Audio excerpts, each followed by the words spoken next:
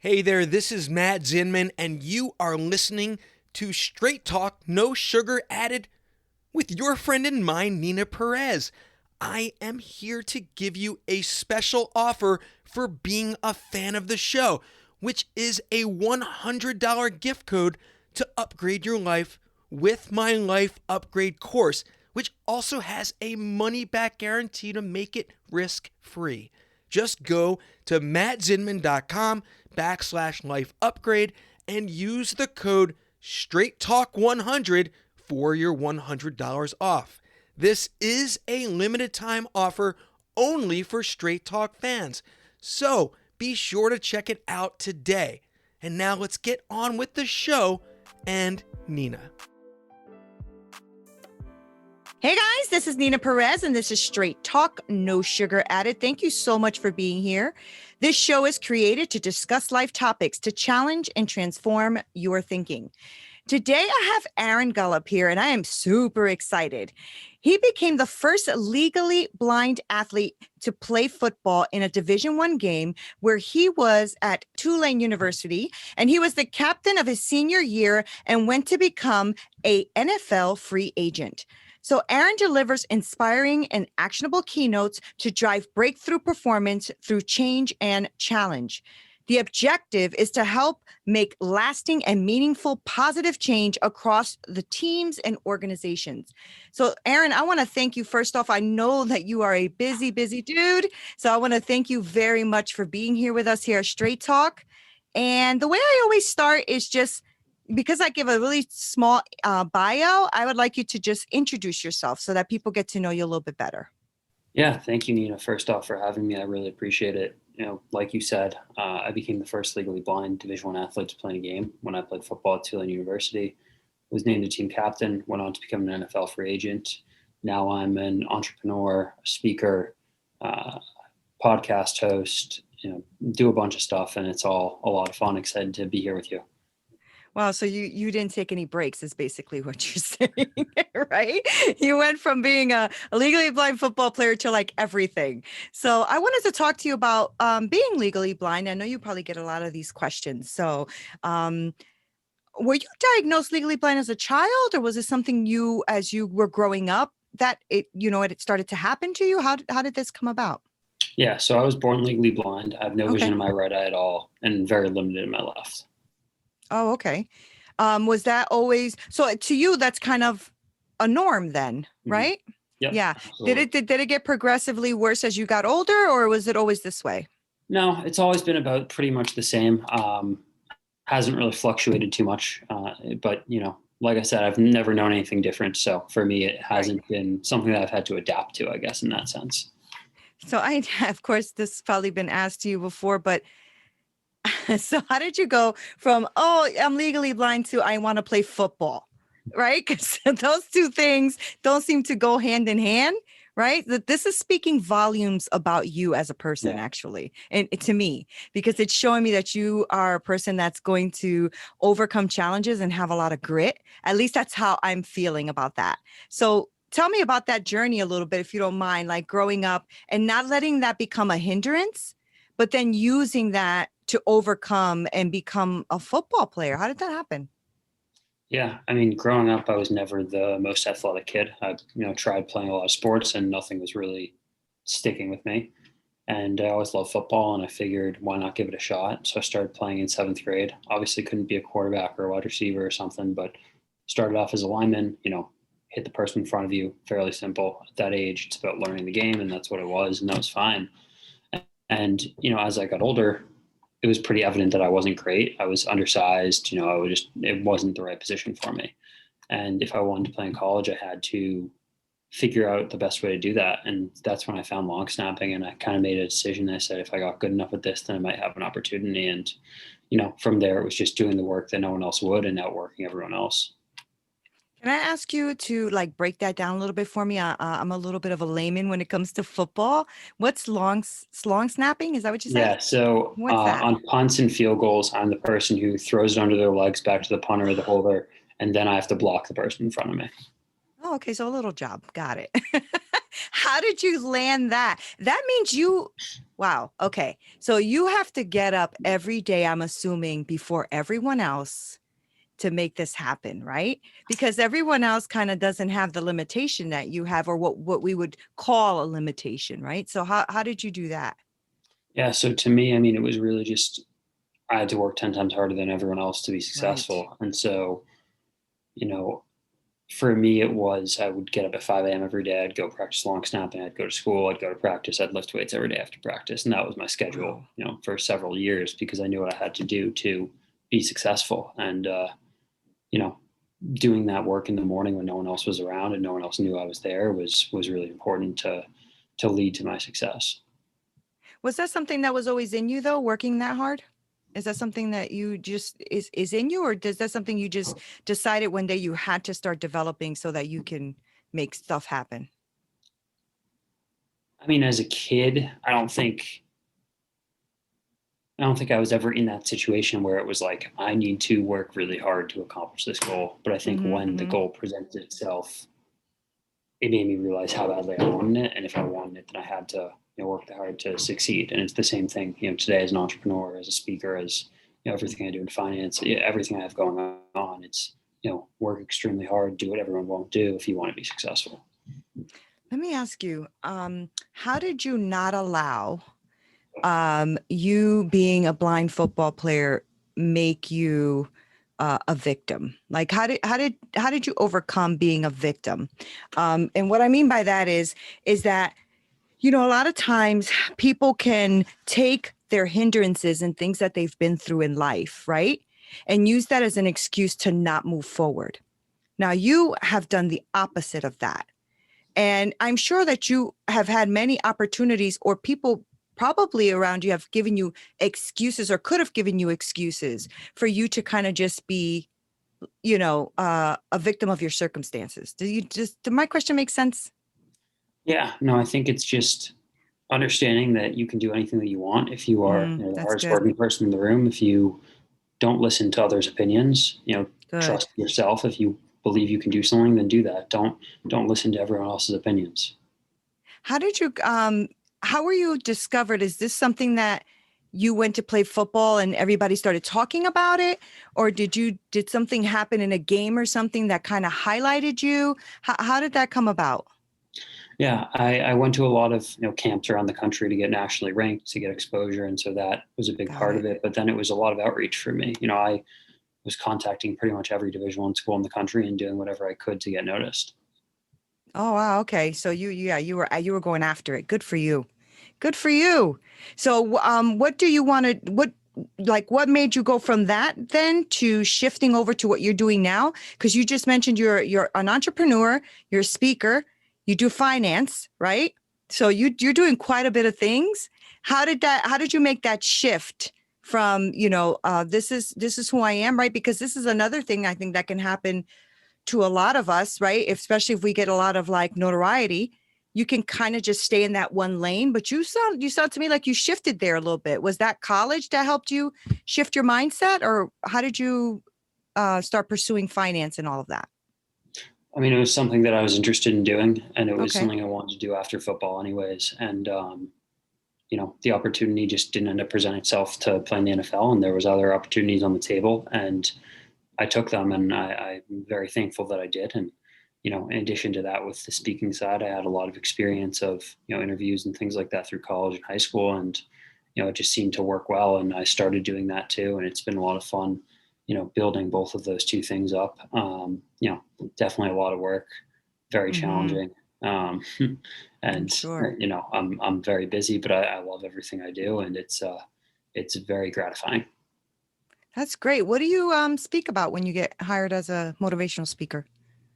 Yeah, I mean, overcoming obstacles, figuring out your disadvantage and making it your advantage. How you can accomplish anything that you want. I think that Mm-hmm. I talk about how I was able to take being legally blind. It's to most people a disadvantage, and how I was able to make it my advantage. Right. And that's something that I talk about and show others how to do. Yeah. So you're probably the kind of guy that people don't want to go to with a lot of excuses, right? You Yeah, probably don't absolutely. let them, you probably don't let them get away with too much of the excuse thing. So, Absolutely. so what do you have like a routine or something that you do to motivate yourself? Because I'm sure that, like you said, you work a lot, right? And that can become exhausting. So what do you do to motivate yourself, to get yourself going every day? You know, I think when it comes to motivation, a lot of people look at it the wrong way. Everyone looks for that external motivation, that thing that can make them want to keep going. And, yes, external motivation can help in some instances. If you're about to go on a sales call, or you're going to lift a heavy weight at the gym, or whatever it is, external motivation is great to help you for that instance. But Right. external motivation isn't long lasting. It's not going to help you in the long term. And so if you want to achieve something, you have to have that internal drive and fire and motivation. And Mm, that's what I have. It's not to prove anyone else wrong. It's not to show others that I can do it. It's that, I want to show myself that I can accomplish these goals. I genuinely don't care what other people think. And, because of that, their opinions don't really matter to me if they think I that's can or can't good. do That's something. so I care good. about proving myself right and accomplishing the goals that I want to accomplish. What someone else thinks of my goals or my dreams or what I want to do, that doesn't affect me. That's so good. So, Aaron, do you think that that is something that can be taught, or do you think that's something that is innate, that is already in us? What do you think of that? I think it definitely can be taught. It's Oh, definitely okay. hard to learn it. Um, I think that it's about finding the right thing. It's about Hmm. finding what you are truly motivated at. If you're at a 9 to 5 job and you hate your life and you're miserable, you're never going to have the motivation to get better at that job. But That's so maybe good. it's a different 9 to 5 job that you would like, or maybe it's building your own business. But once you find that thing, you'll probably have that internal motivation. Do you, coach people as well, or do you just do the motivational speaking and in big No, term? No. I mean, maybe in the future, but it's not something, between speaking and finance are my things. I haven't had an interest or a desire Yeah. to do coaching at the moment. Or time, probably, right? One-on-one takes a lot of time. Yeah. Is your family super supportive on everything that you're doing? Yeah, absolutely. My family has always, helped me accomplish my goals, do whatever they could to support me. And I've been very thankful because of that. That's great. Are you like here in the States, or do you live outside of the States? Yeah. So I'm in Boston, Are you in Massachusetts. Boston? Oh, okay. Yeah. So you're on the East Coast like us. That's awesome. Yeah. Yeah, weather's been kind of funky around here. I Yeah, don't know if it's absolutely. raining over there, but it's pouring in Connecticut. Yeah. So, what do you want to do moving forward, Aaron? Because you've accomplished quite a bit. I mean, you have an amazing story. You really do. You're very inspirational. I was reading your bio. It was inspiring me just sitting here because I am someone who have gone through quite a bit in my life, and for a while in my life, I let a lot of things be hindrances. Mhm. And I'm looking at your story, and I'm like, oh my gosh, like really people cannot have any excuses around you. So I would like you to be my friend. So when I have an Yeah. excuse, Aaron can let me straighten me right out. What do you want to do with yourself, moving forward in the future? Like, do Yeah. you I have mean, ideas? first off, thank you. I mean, Yeah. you saying that I've accomplished a lot. It means a lot. I don't necessarily consider it a lot. I don't necessarily consider it what I want to be known for. In 10 years, I Mm, don't want to be known as the first legally blind Division I One hear athlete that. playing a I game. hear that. I have no interest in being known for that. That's my past. It's not my future. Right. In 5, 10 years from Oh, now, I that's want to good. be one of the top people in finance in the country. I want to be one of the top speakers in the country. Those are the things I'm striving for. I want to be extremely well known for those two things. When someone Googles my name or says my name, they think, this incredible businessman in finance, this Hmm. incredible speaker. They don't, I mean, they can find out about the football part, but that's not the main thing that I'm known for in the future. I am so glad you said that, Aaron, because I was going to ask you that question. Like, are you done with talking about your football past? I say that for a reason. I think that sometimes we're in danger of getting stuck in people's Mm-hmm. minds, right? As to who we were. Yep. And I was just thinking that I'm so glad you touched on that. I was reading your story and thinking that same thing to myself. Like, is Aaron already getting past this, right? Like we need to move where you're moving, right? And when we hear your story, it has to be about what you're inspiring us to move forward Yeah. to, not where we came from. I'm so glad you said that. That's so great. And I'm really grateful for you and what you say and your words and how you express yourself. And I really think you're going to accomplish it anyway. I think that that's exactly what we're going to talk about. Hopefully one day I'll have you back on the show and we'll be talking about, how you motivated people to do X, Y, and Z. Yeah. And it has nothing to do with your football past, although I will say it's extremely inspiring. No, thank you. I mean, like and- it's definitely a part of my life and a part of my resume, and it will always be that. But Mhm. I think that the most successful entrepreneurs, they have accomplished a lot in their life, but you probably don't remember half of it because you only know what they most recently did. And Right. that's what my goal is for the future.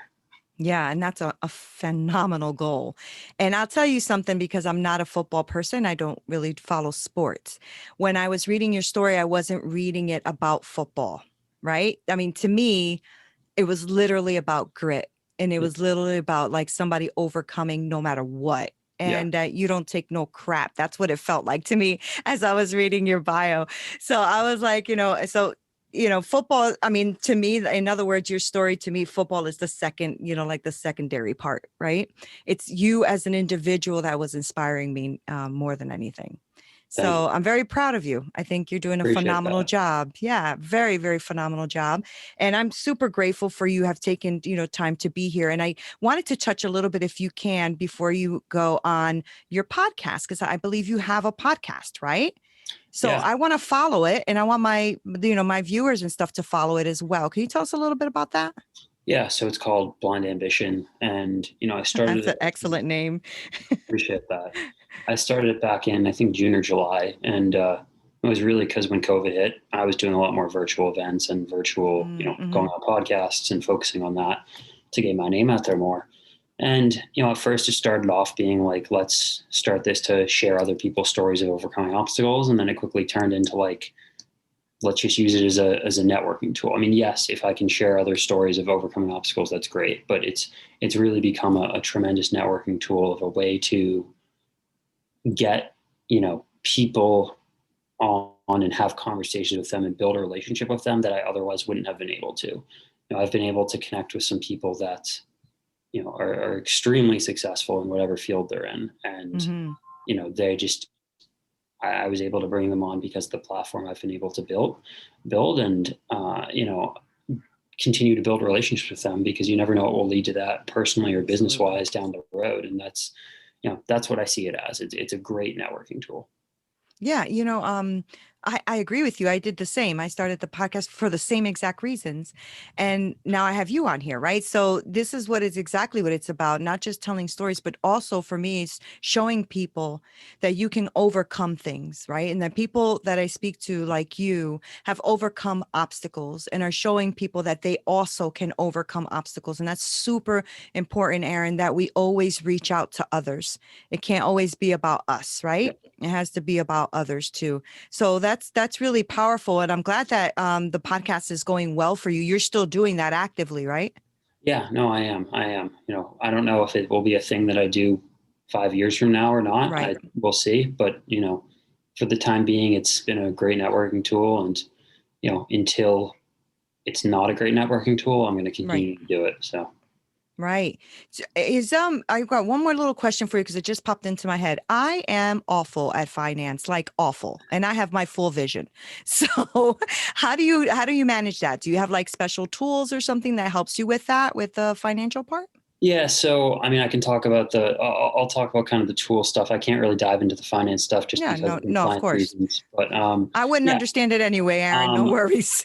on like my computer, I have just like software and stuff that allows me to zoom in or read things to me, so I can listen to stuff. And so that's really how I do all of my work on my computer. I can really zoom in and make it large, or I can listen to something if it's long, for anything. Oh, wow. That's great. Okay, good. So you have a lot of like tools that you know how to use to make yourself successful. That's really great. I am going to subscribe as soon as we're done with our interview. I'm looking forward to listening. I really am. And I want you to, if you can, really quickly just share how my audience can find you, follow you, support you, where can we find you?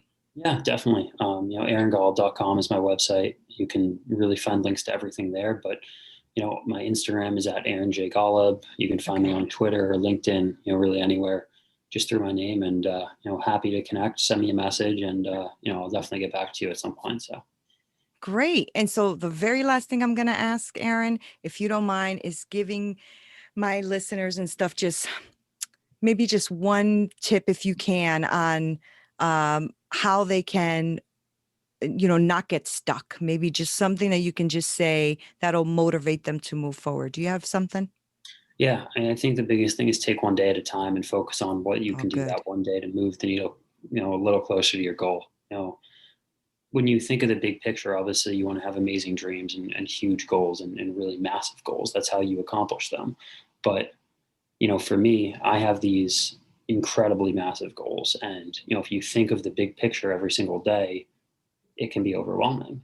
And so, yes, I think of those things and those goals, but on a day-to-day basis, I think of what are the tasks I can do to move the needle forward. You don't think of like where I'm going to be in 10 years from now. You think of what can you do right now to get a little bit closer to that. Wow. That's so good. So in other words, just take it one step at a time and stop trying to take these big leaps, right? Yeah. And it's hard because everyone wants the instant gratification. I mean, even I do, of course I do, but that's not how the world works. That's not how things work. When you can learn to, delay satisfaction and understand that the hard work will pay off down the road, then you'll be successful. Because if you continue to struggle with that instant gratification, you'll never get it. Thank you so much, Aaron, for sharing your wisdom. Honestly, I thank you for your time and just being here and sharing this space with me. I truly appreciate you. And I wanted you guys to listen to this because Aaron has been inspiring me, and just reading his bio and just listening to some of his interviews. So I want to thank you so much for listening and watching Straight Talk, No Sugar Added. Make sure that you follow Aaron, and his podcast is called Blind Ambition. I mean, come on, that's a perfect name. So thank you guys so much for watching. Until next time. Make sure that you visit our website at Straight Talk No Sugar Added, where you can subscribe to our show on iTunes and Stitcher or anywhere you listen to your podcast, or on YouTube, so you'll never miss a show. And while you're at it, if you found value in this show, we'd appreciate a rating on iTunes, or if you simply tell a friend about our show, that would be awesome too. If you like this show, you might want to check out our book as well. It's Hit Me With Your Best Shot: How I Overcame a Hard-Hitting Life. I am Nina Perez, and I am here for you. If you are looking for private coaching, make sure that you email me at hello@straighttalknosugaraddict.com. Until next time.